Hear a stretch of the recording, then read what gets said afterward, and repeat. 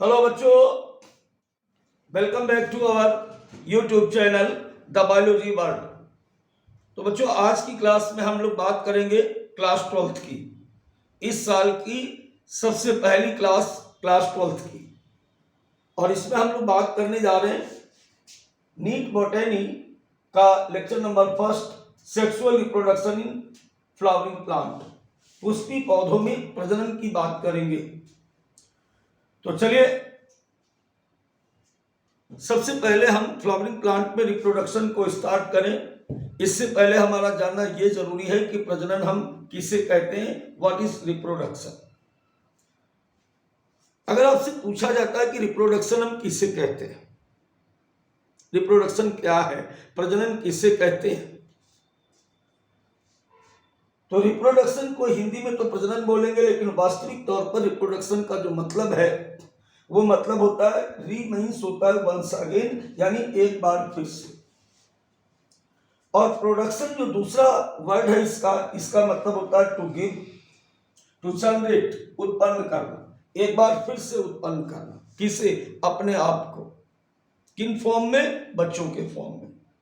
परिभाषा क्या बन रही है? परिभाषा साफ बन रही है कि जब माता पिता के द्वारा अपने जैसे समान संतान को उत्पन्न किया जाता है, इस घटना को हम प्रजनन कहते हैं।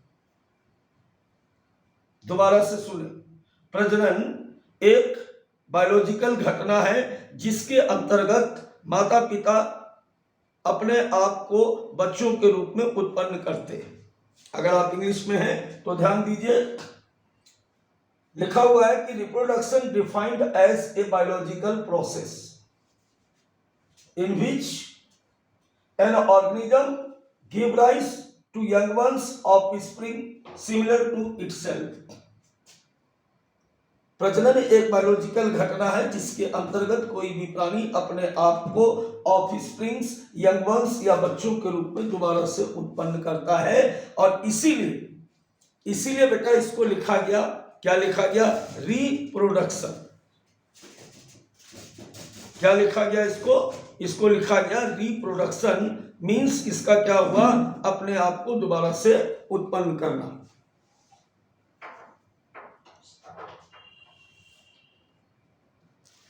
अब बात यह आती,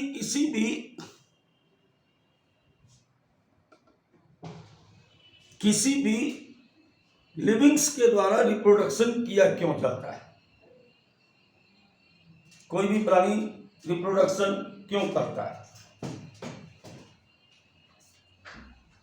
अपनी जाति की निरंतरता को बनाए रखने के लिए प्रजनन करता है। जाति की निरंतरता से क्या मतलब है बेटा? यहां पर मतलब है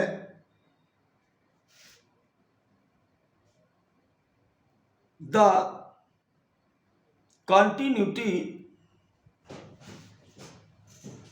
of the species generation after generation.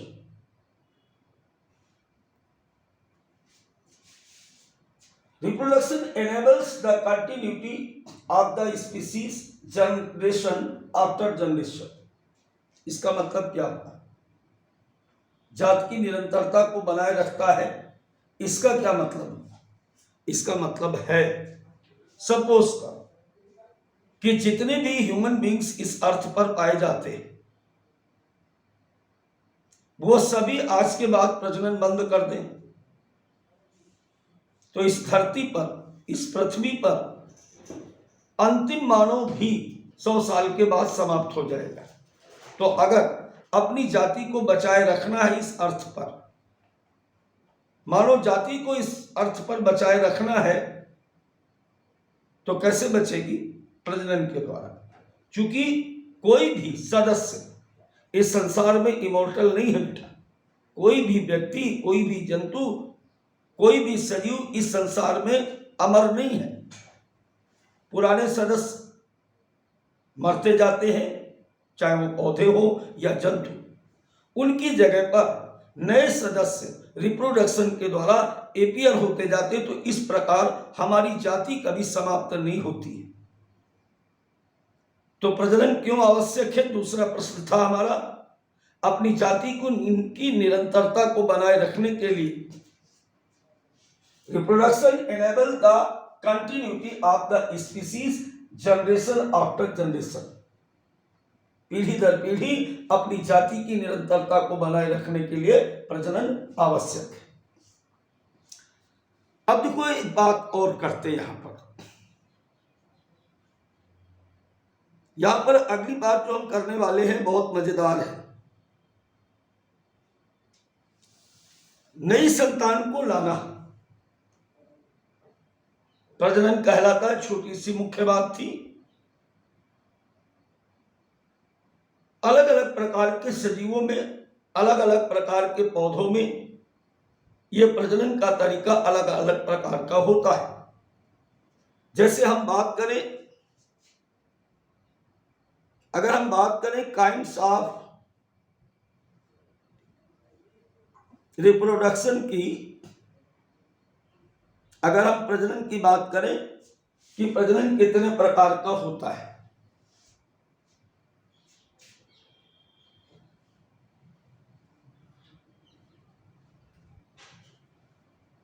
तो प्रकृति में जितने भी सजीव पाए जाते हैं, इनमें पाया जाने वाला प्रजनन बेसिक रूप से बेटा दो प्रकार का होता है। पहले प्रकार का प्रजनन जो होता है, इसे हम कहते हैं एसेक्सुअल रिप्रोडक्शन, और दूसरी प्रकार का प्रजनन कहलाता है सेक्सुअल रिप्रोडक्शन।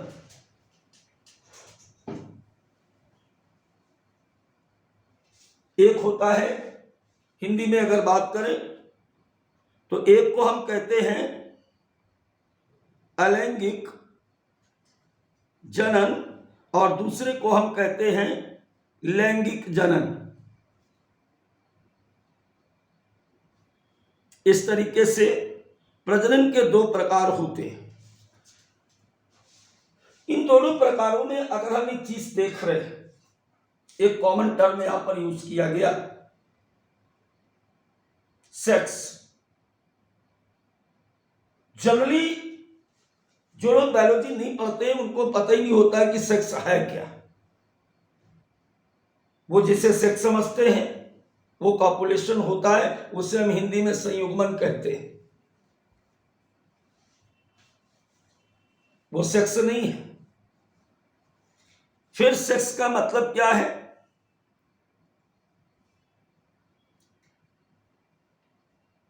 सेक्स का मतलब यहां पर है मियोसिस, सेल डिवीजन,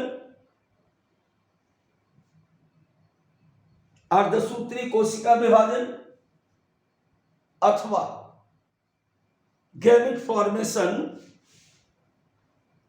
अथवा गैमेट फॉर्मेशन। देखो कई जगह पर क्या होता है कि बिना मियोसिस के भी गैमेट्स बन जाते हैं।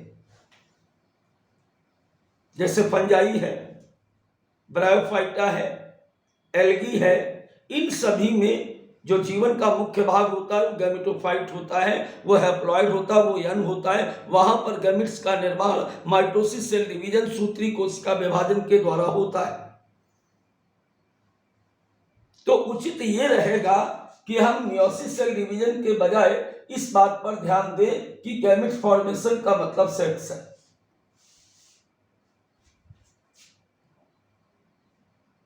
युग्मक निर्माण,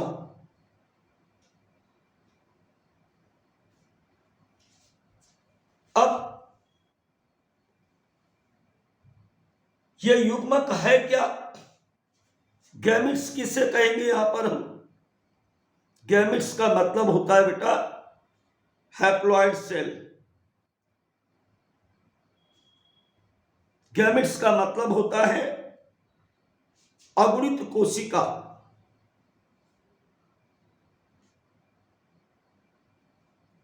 एक ऐसी कोशिका जिसमें गुणसूत्रों की संख्या आधी हो।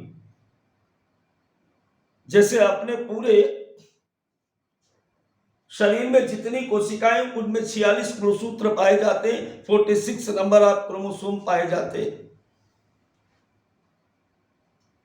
लेकिन शरीर में कुछ ऐसी कोशिकाएं भी बनती हैं जहां पर गुणसूत्रों की संख्या केवल 23 होती है, अर्थात आधी होती है। जैसे शुक्राणु, स्पर्म, अंडाणु या ओवम इत्यादि। तो जिस कोशिका में गुणसूत्रों की संख्या आधी होती है उसे हम प्रायः गैमेट्स या युग्मक कहते हैं। अब जो बात मैं बोल रहा हूं यह बात उन पर लागू नहीं होगी। कहां पे लागू नहीं होगी? जिनके जीवन चक्र का मुख्य भाग खुद पहले से हैप्लॉइड होता है उनमें, यानी गैमेटोफाइट जिनमें मेन है उनमें माता पिता के समान ही गैमेट्स में भी गुणसूत्रों की संख्या बराबर होती है। ध्यान रखेंगे इस बात को। अब बेसिक पॉइंट पर आए तो सीधी सी बात है कि असेक्सुअल रिप्रोडक्शन का मतलब यह हुआ कि ऐसे प्राणी जिनमें प्रजनन गैमेट्स के बिना निर्माण के द्वारा होता है उसे हम असेक्सुअल। अगर सेक्स का मतलब गैमेट फॉर्मेशन है तो आ मीन्स नहीं, और सेक्सुअल का मतलब गैमेट का निर्माण नहीं होता है। और सेक्सुअल की अगर बात करेंगे हम लोग, यहां पर सेक्सुअल की बात करें तो ऐसे प्राणी जिनमें रिप्रोडक्शन गैमेट्स फॉर्मेशन के द्वारा होता है। तो गैमेट्स बनता है या नहीं बनता है रिप्रोडक्शन में, इसके बेसिस के आधार पर रिप्रोडक्शन दो प्रकार का हो गया। जिनमें गैमेट्स बनेगा वो सेक्सुअल रिप्रोडक्शन कहलाएगा, और जिसमें गैमेट्स नहीं बनेगा वो असेक्सुअल रिप्रोडक्शन कहलाएगा, अलैंगिक जनन कहलाएगा। बात बहुत स्पष्ट है। अब अगर फिर से आपसे पूछा जाता है, देखो यहां पर छोटे छोटे क्वेश्चंस की भी बात करते हुए चलना है, क्योंकि मैंने जैसा कि अभी आपको बताया कि 12th में बोर्ड एग्जाम के लिए भी एक साथ ही पढ़ाया जाता है, नीट प्लस बोर्ड। अब अगर अपन बात करते हैं यहां पर एसेक्सुअल रिप्रोडक्शन की बात करते हैं, क्वेश्चन है अलैंगिक जनन किसे कहते हैं, इसके लक्षणों को समझाइए। तो सबसे पहले हम यहां पर बात करेंगे एसेक्सुअल की। रिप्रोडक्शन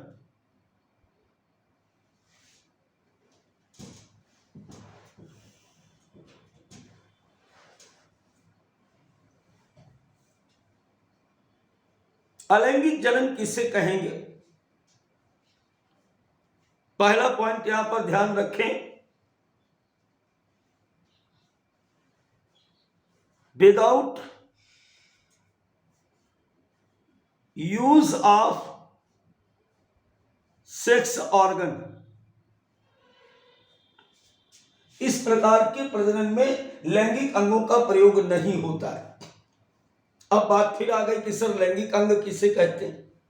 शरीर के वो अंग, शरीर के बॉडी के ऐसे ऑर्गन जहां पर गैमेट फॉर्मेशन होता है, जहां पर मेल फीमेल गैमेट्स बनते हैं, उस पार्ट को हम सेक्स ऑर्गन कहते हैं। जैसे टेस्टिस, ओवरी यानी वृषण और अंडाशय। इसी प्रकार पौधों में एंथर और एंथर और गाइनोसियम, और भी कई जगह पर एंथीडियम, आर्चिगोनियम जैसे शब्दों का भी प्रयोग किया जाता है। मतलब जहां भी गैमेट्स बनेगा उसको हम क्या बोलेंगे? सेक्स ऑर्गन बोलेंगे। तो जब इसमें गैमेट्स बन ही नहीं रहा है तो सेक्स ऑर्गन का यूज ही नहीं हो रहा है। तो पहली बात हमें ध्यान रखनी है, क्या ध्यान रखनी है? कि अलैंगिक जनन के अंतर्गत सेक्स ऑर्गन्स का प्रयोग नहीं होता है। दूसरी बात बेटा यहां पर ध्यान रखें, ऑफस्प्रिंग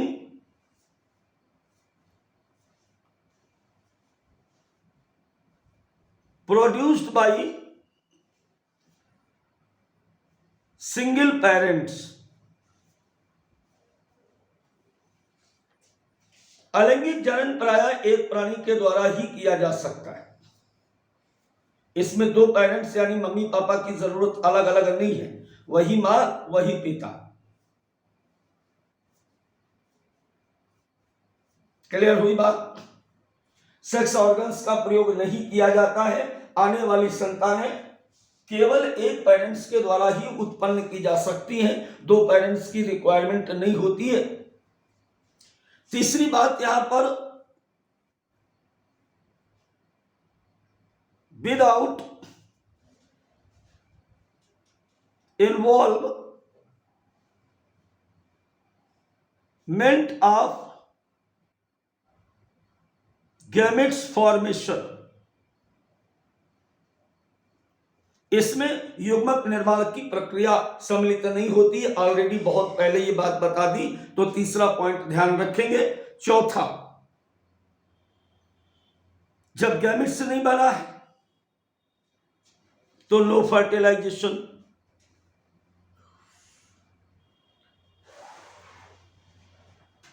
तो निषेचन की आवश्यकता नहीं होती इनमें।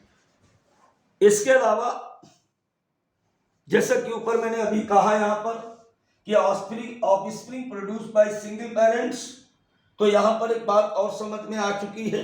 क्या?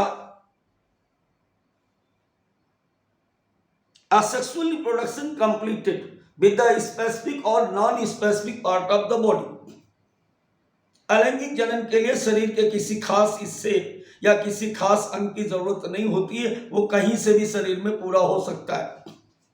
Completed with in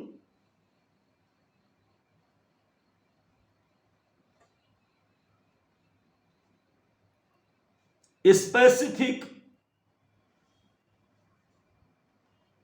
and non specific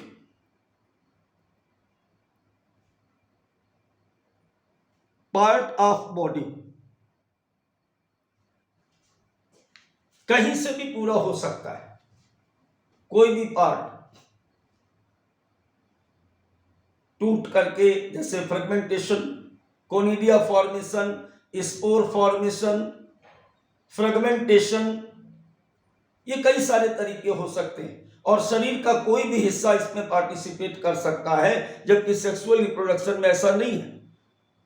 specialise part ही केवल पार्टिसिपेट कर सकते हैं, जिन्हें हम सेक्स ऑर्गन कहते हैं। क्लियर हुई बात? अब जैसे यही क्वेश्चन आपसे दोबारा से आता है कि व्हाट इज सेक्सुअल रिप्रोडक्शन, तो अब बात करें सेक्सुअल रिप्रोडक्शन की।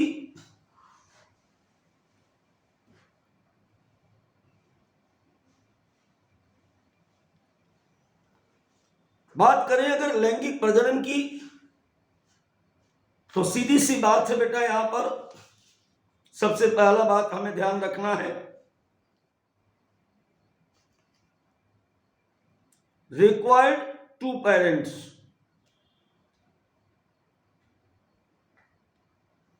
इसमें दो पेरेंट्स की आवश्यकता होती है। एक को हम यहां पर बोलते हैं मेल और दूसरे पेरेंट्स को हम लोग बोलते हैं यहां पर बेटा फीमेल। यानी जब भी लैंगिक प्रजनन होगा तो दो पेरेंट्स की जरूरत पड़ेगी। यहां पर एक फादर और एक मदर, पौधा हो या एनिमल्स, उससे कोई फर्क नहीं पड़ता है, वहां भी यही काम चलेगा। क्या कि male plant and female plants, तो ऑलवेज रिक्वायर्ड टू पेरेंट्स। पौधों में क्या होता है कि दोनों पेरेंट्स नहीं अलग अलग होते हैं कई बार, तो एक ही फ्लावर में दो अलग अलग प्रकार के सेक्स ऑर्गन पाए जाते हैं। दूसरी बात यहां पर ध्यान रखेंगे हम,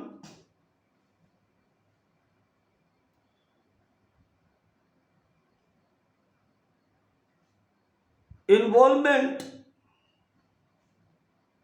ऑफ गैमेट फॉर्मेशन।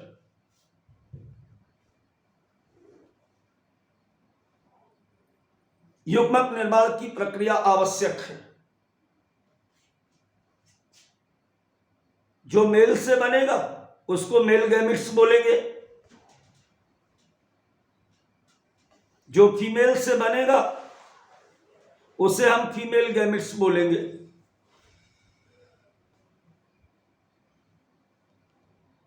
जैसे इसे स्पर्म कह सकते हो ह्यूमन के केस में, और इसे बेटा हम ओवम कहते हैं, ये मादा गैमेट्स है।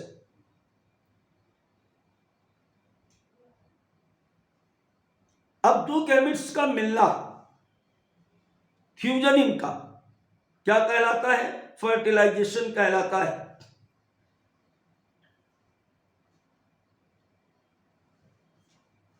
तो फर्टिलाइजेशन टेक प्लेस। इस प्रकार के प्रजनन में निषेचन की आवश्यकता होती है, निषेचन होता है। Variation present in the offspring.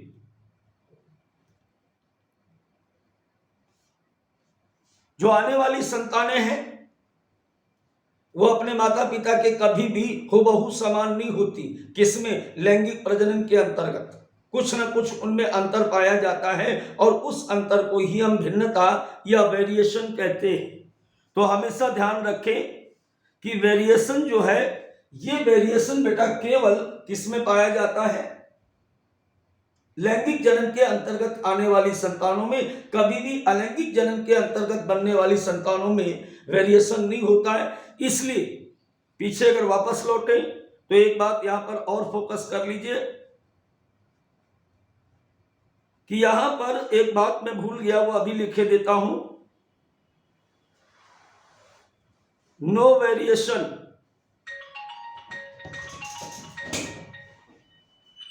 Between the parents and offspring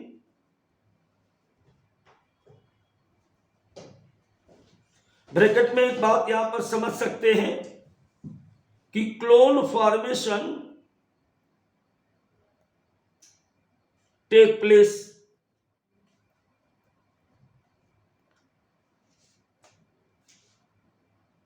अलैंगिक जनन के अंतर्गत माता पिता हुबहू बच्चे के समान होते हैं, अर्थात कई जगह पर कई बार हम आने वाली संतान को क्लोन कह सकते हैं। किसमें? अलैंगिक जनन में। जबकि लैंगिक जनन में कभी भी क्लोनिंग नहीं होती। वहां पर बेटा हमेशा क्या आएगा? वहां पर हमेशा हम देख रहे हैं वेरिएशन आएगा। Variation present in the offspring during the sexual reproduction. लैंगिक जनन के अंतर्गत आने वाली संतानें अपने माता पिता से हमेशा भिन्न होती हैं, अर्थात इनमें भिन्नता पाई जाती है।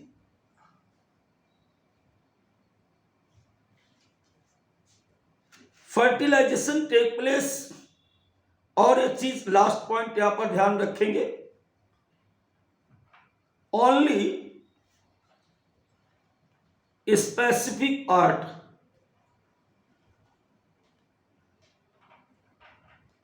Of body involve in gamete formation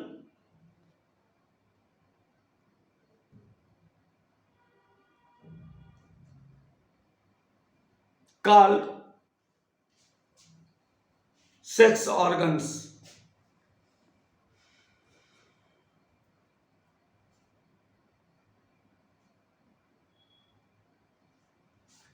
लैंगिक जनन के अंतर्गत शरीर का एक खास हिस्सा, कोई खास अंग गैमेट निर्माण में, युग्मक निर्माण में, गैमेट फॉर्मेशन में पार्टिसिपेट करता है, और उस पार्ट को हम क्या बोलते हैं? उस पार्ट को बेटा हम बोलते हैं प्राइमरी सेक्स ऑर्गन बोलते हैं। तो यहां तक हमारी बात आपको पक्की से समझ में आई होगी।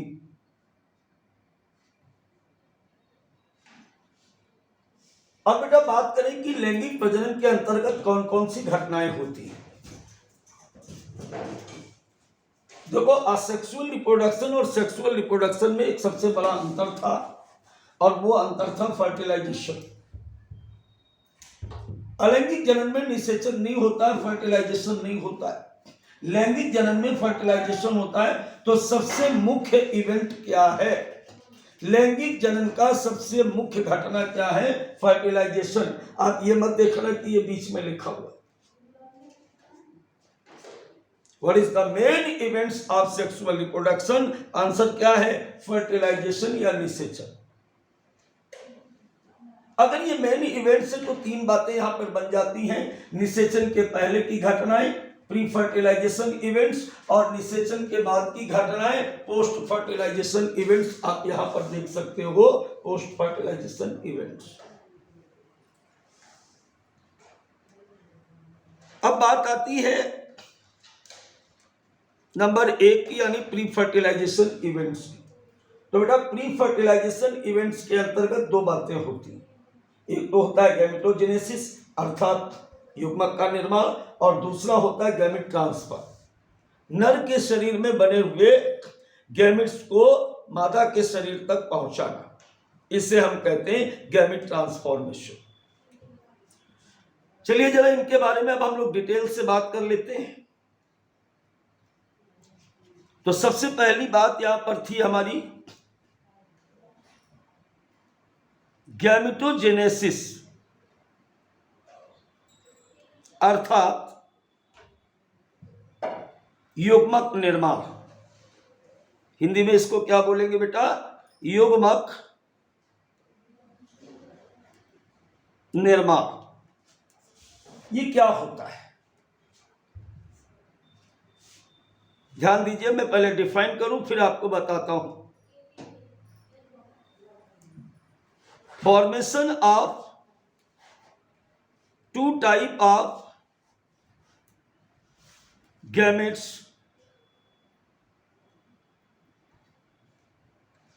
Mail and female. दो प्रकार के युग्मकों के निर्माण की घटना को हम क्या कहते हैं? गैमेट निर्माण, गैमेटोजेनेसिस या युग्मक निर्माण कहते हैं। जनरली ध्यान देंगे यहां पर कि गैमेट्स कैसे हैं। Gametes are haploid cell. ये चाहे हैप्लॉइड बॉडी से बनी हो तो भी हैप्लॉइड, तो वहां माइटोसिस के फलस्वरूप बनेगी, और डिप्लॉइड से बनी है तो मियोसिस से बनेगी। लेकिन गैमेट्स हमेशा हैप्लॉइड होता है, यह हमेशा ध्यान रखेंगे। गैमेट्स यानी युग्मक हमेशा कैसा होता है? अगुणित होता है। क्लियर हो गई इतनी बात? अब कुछ बात यहां पर ध्यान दें। देखिए, ये क्लास बहुत ही फंडामेंटल है। अगर ये आपको समझ में आएगी तो sexual reproduction in flowering plant और ह्यूमन रिप्रोडक्शन दोनों समझ में आएंगे। ये केवल बात जूलॉजी बॉटनी की नहीं हो रही है, आज हम बात कर रहे हैं बायोलॉजी की। आगे वाली बात को अगर ध्यान से समझेंगे आप, in some algae the two gametes are so similar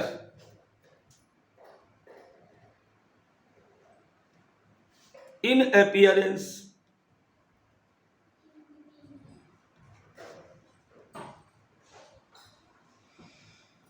कभी कभी क्या होता है शैवालों में, दोनों प्रकार के गैमेट्स इस प्रकार से ऐसे समान दिखाई देते हैं, एक ही जैसे होते हैं। मेल भी और फीमेल दोनों एक ही जैसे गैमेट्स दिखाई देते हैं। तो ऐसे गैमेट्स को हम लोग बोलते हैं बेटा होमोगैमेट्स। क्या बोलेंगे इस कंडीशन को? इस कंडीशन को हम बोलते हैं होमोगैमेट्स, समान युग्मक। इनको बोला जाएगा समान युग्मक। कई जगह पर यही बात जो यहाँ पर होमोगैमेट्स या समान युग्मक लिखा होता है, कई जगह पर इसी को आइसोगैमेट्स लिखा होता है, बात एक ही है, इसे कई जगह पर हम लिख देते हैं आइसोगैमेट्स।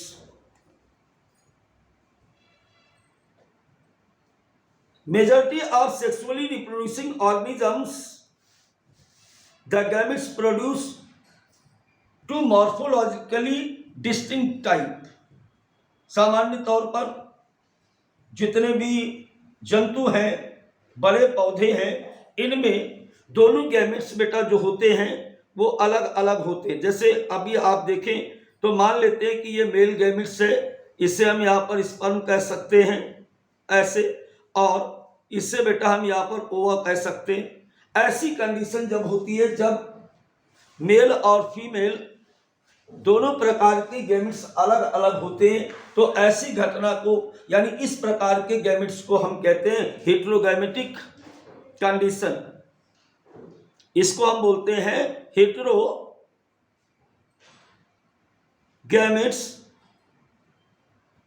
या विषम युग्मक।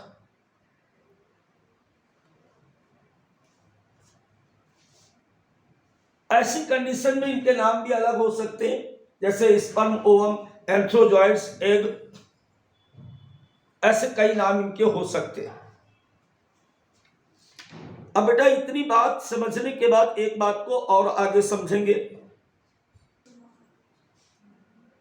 बेटा आप बात करेंगे हम सेक्सुअलिटी इन ऑर्गेनिजम्स की। इसका मतलब है सजीवों में लैंगिकता। इसका क्या मतलब हुआ? प्लांट में है both male and female reproductive structure in the same plant. अगर किसी पौधे में नर तथा मादा दोनों प्रकार के सेक्स ऑर्गन एक ही शरीर में, एक ही पुष्प में पाए जाते हैं, तो ऐसे पुष्प को हम, ऐसे फ्लावर को क्या बोलते हैं? बाइसेक्सुअल या द्विलिंगी पुष्प कहते हैं। दोबारा से सुनो, मैंने क्या कहा कि प्लांट में है both male and female reproductive structure in the same flower या सेम प्लांट। जब किसी एक ही पौधे में या एक ही पुष्प में मेल और फीमेल दोनों प्रकार के सेक्स ऑर्गन पाए जाते हैं, तो इसे हम बोलते हैं द्विलिंगी पुष्प या द्विलिंगी पौधा, मतलब बाइसेक्सुअल। अब यहां पर हम ध्यान देंगे इन फंजाई, कवकों में bisexual term such as homothallic और मोनोसियस। कवकों के केस में इस घटना को, जिसमें मेल और फीमेल दोनों प्रकार के सेक्स ऑर्गन्स एक ही थैलस में हो, उसे हम बोलते हैं होमोथैलिक या मोनोसियस। इसका भी मतलब वही है, द्विलिंगी। और अगर अलग अलग है तो इसको बोलेंगे एक लिंगी या हेटेरोथैलिक या डायोसियस कंडीशन। फ्लावरिंग प्लांट्स की अगर बच्चों बात करें तो यूनिसेक्सुअल मेल फ्लावर इज स्टेमेनॉइड। अगर पौधा एक लिंगी है यानी उसके पुष्प में केवल एक ही सेक्स ऑर्गन पाया जाता है, जिसे हम मेल या स्टैमेन्स कहते हैं, तो ऐसे फ्लावर को स्टेमिनेट फ्लावर। और अगर केवल गाइनोसियम पाया जा रहा है, अगर केवल मादा प्रजनन अंग पाया जा रहा है, तो इसको हम कहते हैं पिस्टिलेट फ्लावर। तो बच्चों यही तक आज की क्लास रहेगी। अगली क्लास में हम लोग डायरेक्ट बात करेंगे पुष्पी पौधों में लैंगिक जनन यानी sexual reproduction in flowering plant की। बाय बाय बच्चों, फिर मिलते हैं।